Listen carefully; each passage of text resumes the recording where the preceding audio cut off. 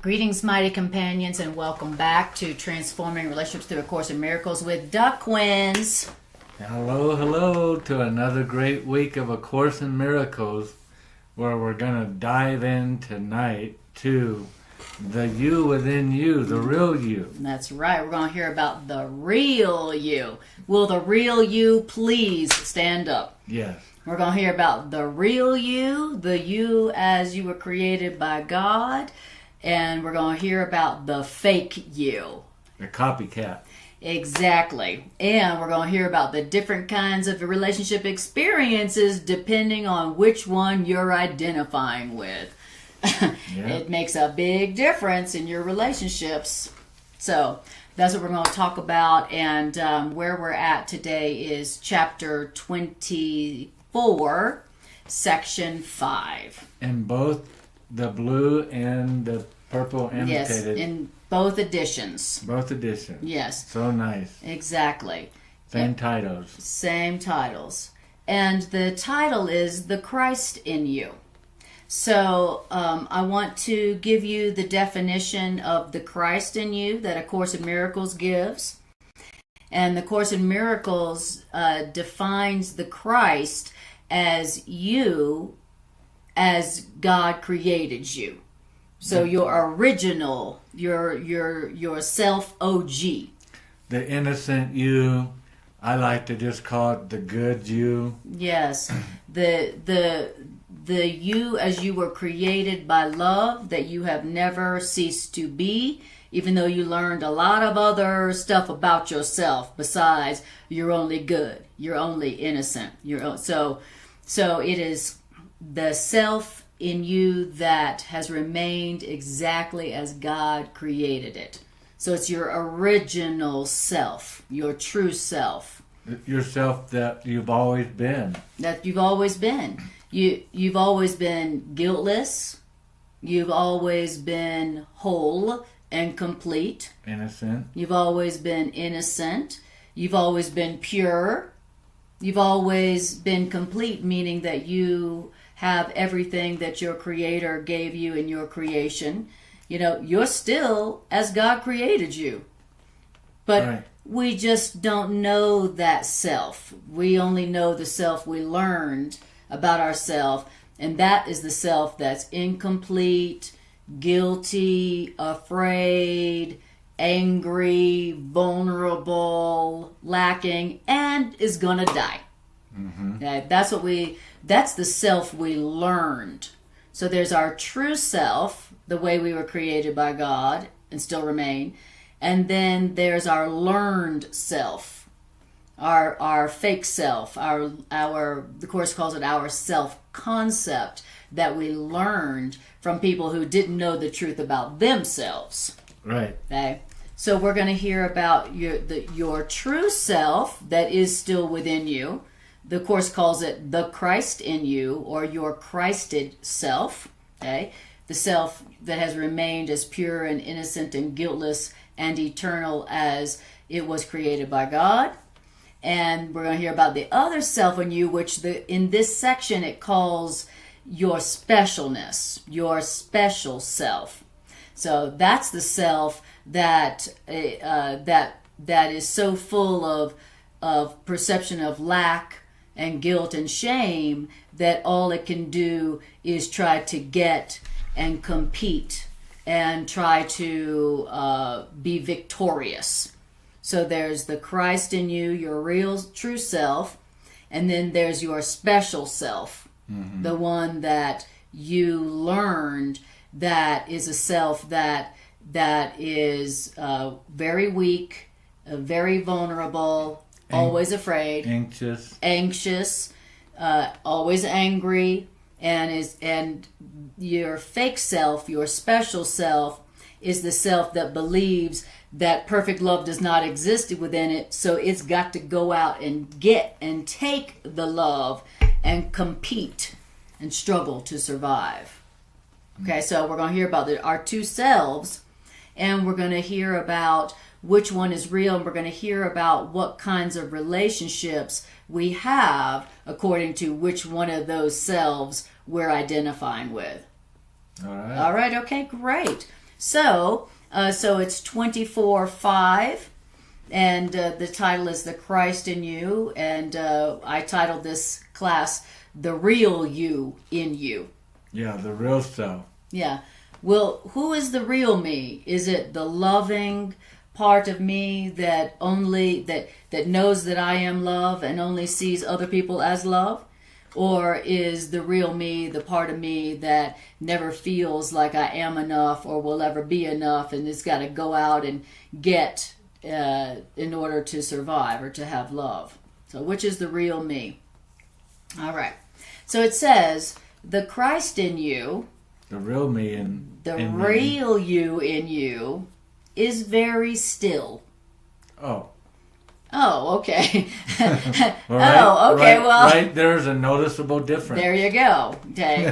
Which really means that the fake you, your special self, is restless and busy. Yeah. Is restless, anxious, it's busy. It's mine. It's just preoccupied. Exactly. If the real me is still, then it means that the fake me, my special self, is anxious, restless, busy, preoccupied. And we're going to hear this phrase over and over throughout this particular reading about our true self. That's right. As with everything, the Course always wants us to work in...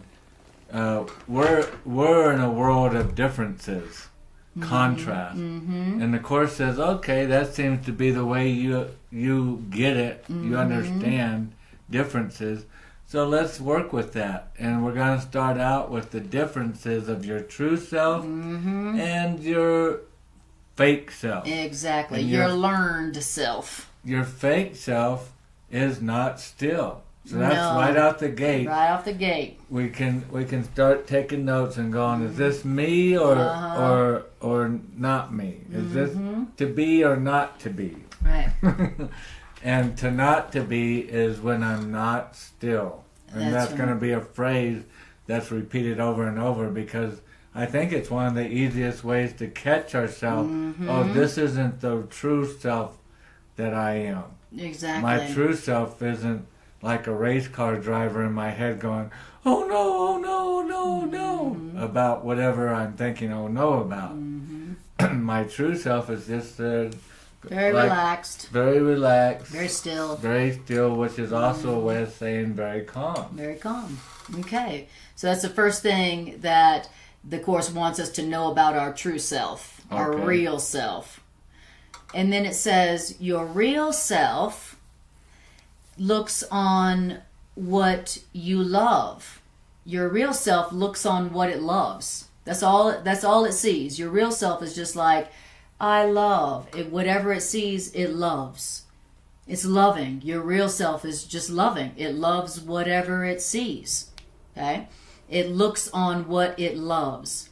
And your real self knows what it looks on as itself. So your real self goes, I love this person because they are a part of myself.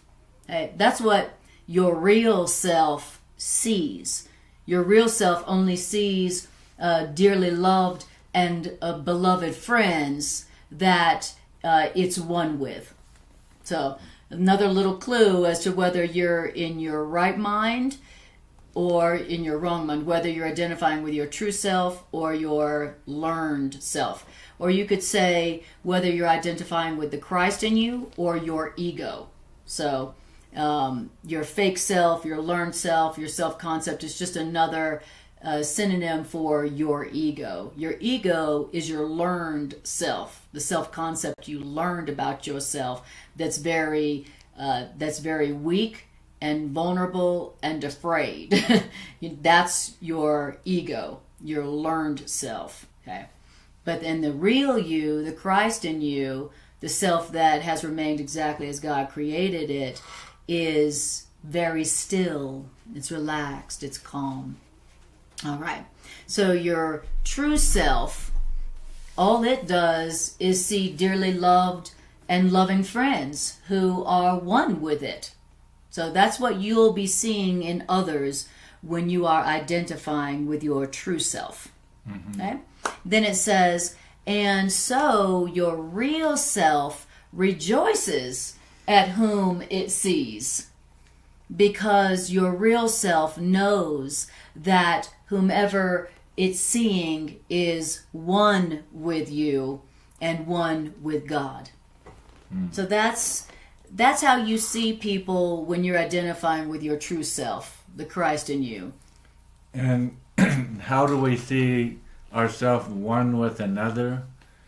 You know, does that mean, well, they're a woman, so I'm a woman? No, it means that I'm the same. They're the same, I'm the same. And we're equal. And equal in God's love. Yeah, we're equal creations of God. You came from God, I came from God. That in itself makes us equals. Exactly. You know, it's like we are with our siblings, you know. Right. Because we and our siblings share parents, you know, then we are one. You know, we always say if we have the same parents, then we're one. We're connected, you know, and yeah, you're not an equal brother. You're 10 years older. Right. You're still an equal child. That's right. And so your true self, all it sees is dearly beloved friends who are one with it. Right. That's all you see when you're identifying with your true self. You know, you just see beings who you love, who you're connected to, and that are one with you and one with God. That's how you see people when you are identifying with your true self. Okay. You see God in you. We all like to think God's in us, but where we break down is where we fail to see God in another.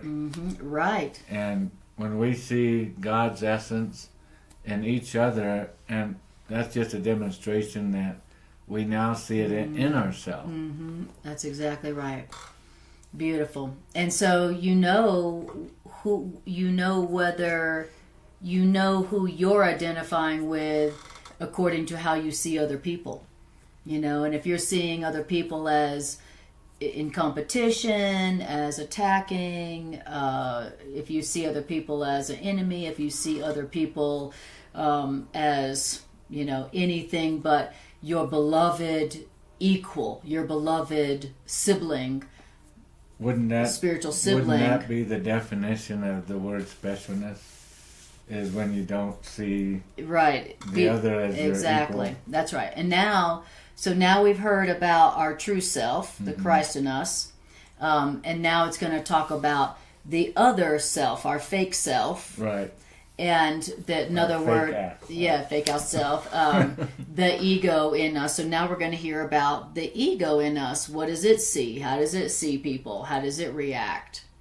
Yeah, and how do we feel when people are acting fake around us? You know, we're like, you're so fake, but yet we'll put up with this fake self called the ego. Within us. Absolutely. Identify with it. Yeah, we won't put up with other people's fake self, but we'll put up with our own fake self and identify with it within us. Right. We just didn't know that the fearful, weak, and vulnerable and vicious self was not us. Right. As a matter of fact, you know, when the Course tells us that our true self is only loving, it is only love, then we think we're being duped. We think we're being fooled. Right. You know, we're like, you don't obviously know me, you know. So, turn this off. Okay, beautiful. So now we heard about our real self. All it's right. very still. Very still, very Everyone calm. that it sees as a part of itself and equal, and it just can't help but love them. Okay? Now, in contrast, your special self, your ego, that wants to get specialness from another, okay? Your ego takes joy in what it sees too, although what your ego sees is not true. Right. Okay. That we're not equal. And we're not the same. We're not the same. We're not. What happens to one of us doesn't affect the other one. Right. We're separate. Right. So we're divided. Right. Our true self does not see anybody as separate or different or unequal from us. And we love them because we're related. Right. We're connected by the same creator. Right. Our ego also takes joy in what it sees. Right. Even though what our ego sees isn't true. But it takes joy in it. Sure does. It's like, yay, we're different. Yay. Yeah. Oh, look, there's sin in them. Right. All right, good. I'm better Juicy. than them. Exactly. I see the sin in them. I'm better than them. So our true self loves whomever it sees, knowing that whomever it beholds is a part of it, and one with us and one with our Creator, making us eternally related. Our ego takes joy in what it sees, even though what the ego sees isn't true. Yet what you seek for is a source of joy as you conceive joy. What you seek for is what? Is a source of joy as you conceive it. So whatever you're looking for is what you call joy, okay? Whether it's joy or not. And that's because what you wish is true for you. What is it that you wish? What do you want to be true? That's what's true for you. Isn't that deep? Mm-hmm. That's the law of perception. Yeah. Whatever you want to be true is what will seem true to you. You see what you want to see. That's that old saying, seek and you'll find. Exactly. That's what that means. So what you think is true for you. As a man thinks in his heart, so he is. So does he perceive. Yeah, right, exactly. So you perceive it to be that way. That's right. Exactly. It's like we manifest in the world of perception what we believe. Whatever we believe comes in the world of form. Mm-hmm. That's right. That's the law of perception. Whatever you want to see, you will see. Right. Oh, well, forget it. Okay. All right. I am not staying with you. And not staying with you. You are not putting your hair up. Okay, so yeah. That's okay. What you wish is true for you. Nor is it possible that you can wish for something and lack faith that something is so. So if you want something, then you're going to believe that it's possible. Yeah. If you want something. So if you want to see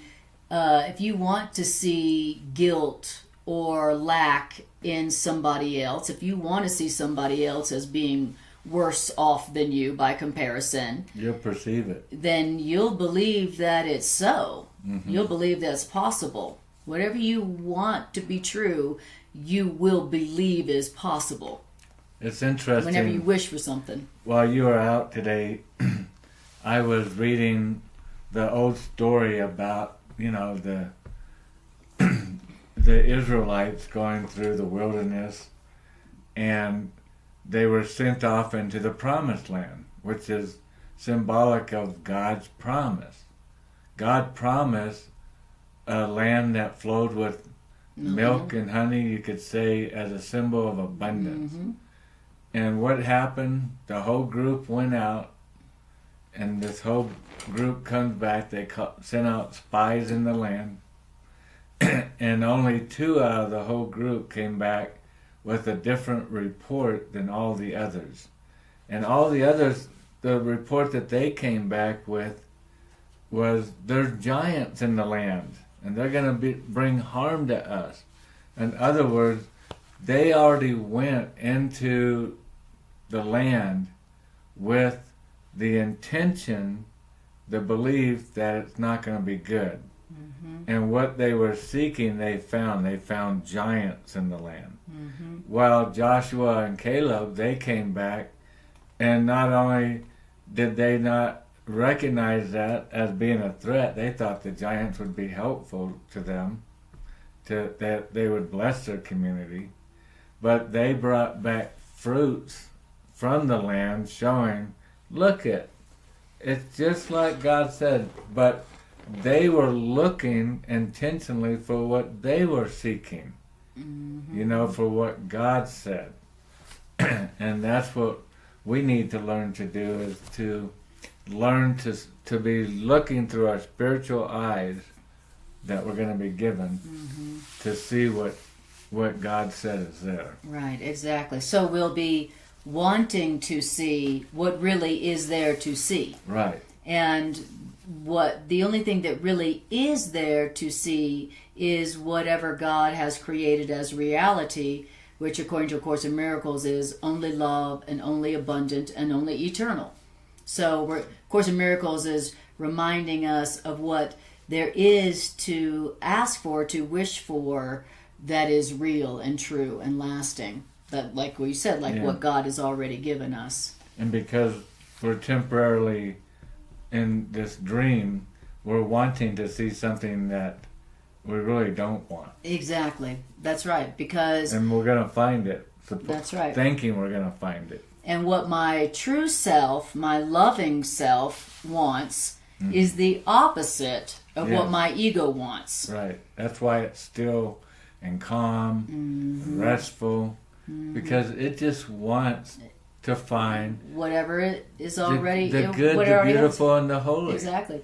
Our true self knows that we don't have to go find anything. Right. That we were created containing everything forever. Already. Our real self, that's why our real self is calm. Right. It's not like, I gotta go get, I gotta go get some I gotta peace. go accomplish something. I gotta go get something. I gotta go struggle to survive. I gotta find some joy. I gotta go They got a sale on it at Walmart today. Exactly. I gotta go find and get and possess some love.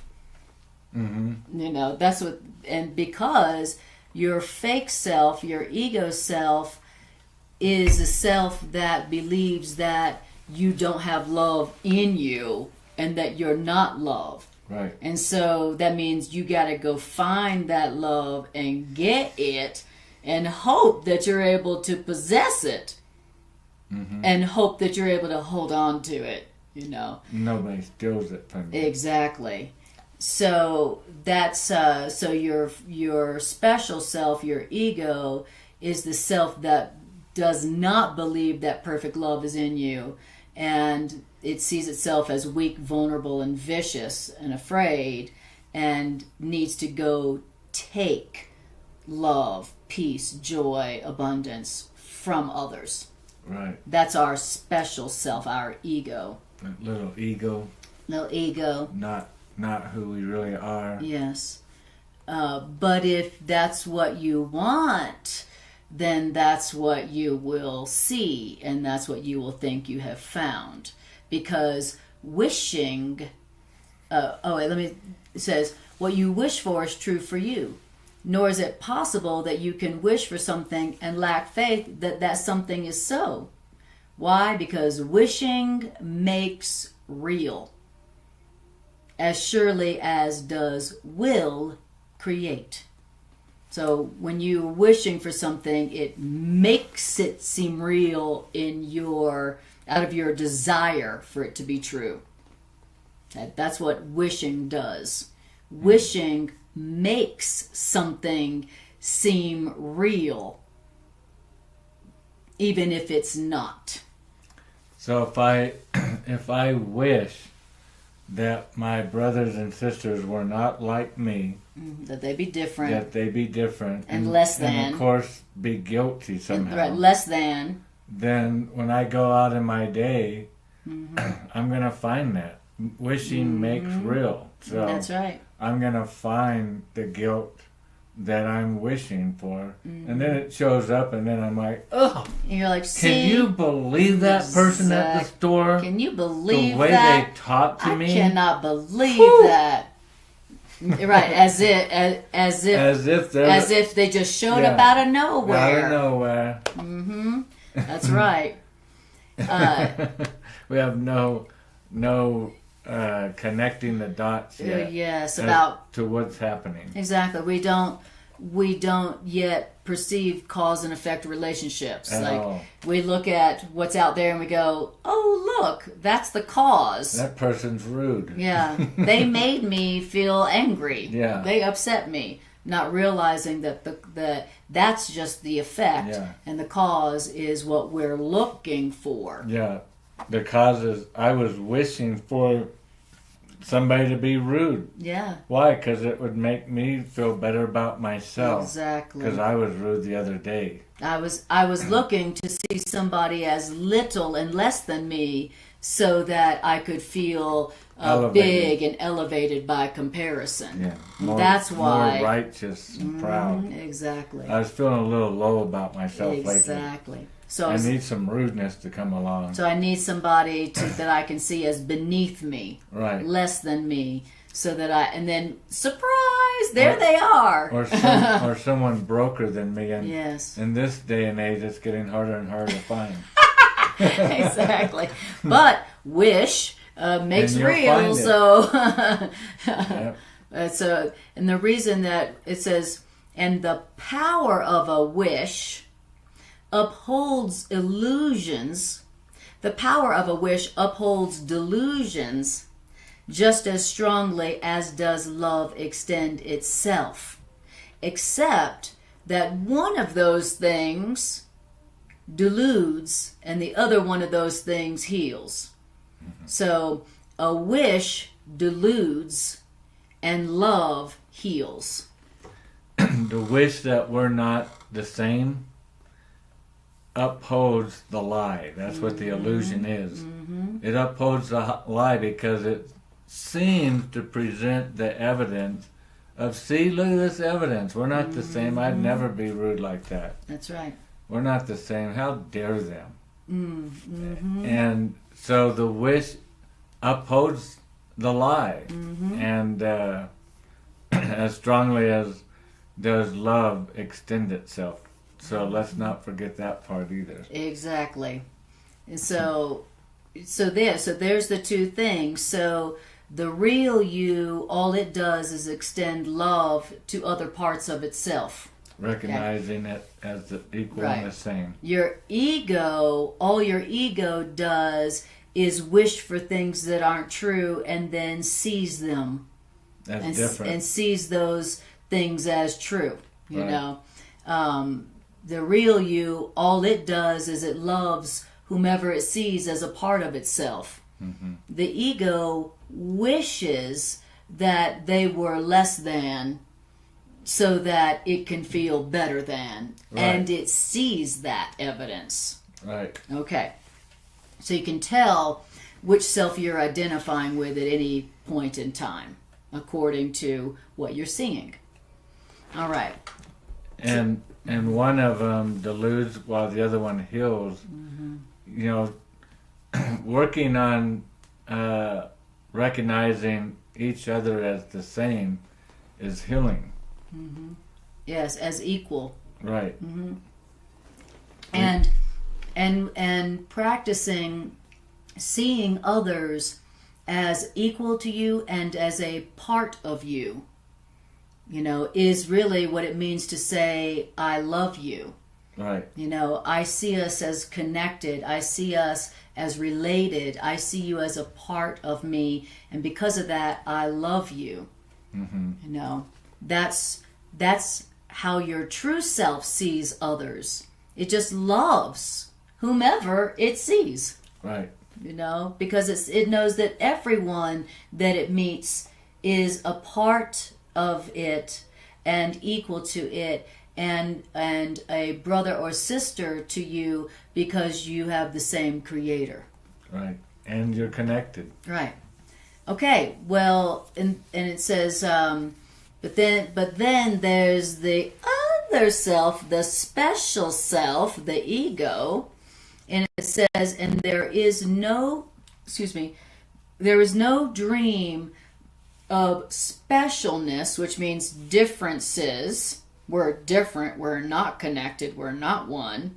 There is no dream of specialness, differences, however hidden or disguised in form, however lovely that specialness may seem to be, however much that specialness is delicately offers the hope of peace and the escape from pain, in which you don't suffer your condemnation. Mm-hmm. So remember that our true self, all it does is see a beloved, beautiful equal. Okay? And it says, but your ego, all it sees is we're different, we're not equal, and it believes that this relationship where we're not equal, we're not one, the ego believes that kind of relationship offers the hope of peace and the escape from pain. Beautiful. Hi, Demi. He says, FB wasn't picking up stream. Yeah, that's what we were saying. It wasn't. Right, interesting. Yeah, it wasn't showing. Let me check. Public. You are live. Edit. And let's see, what's the problem? Is there a way to take that schedule for later button off? No. No. Let me see here. Let me try, I suppose. Interesting. No, so I wonder.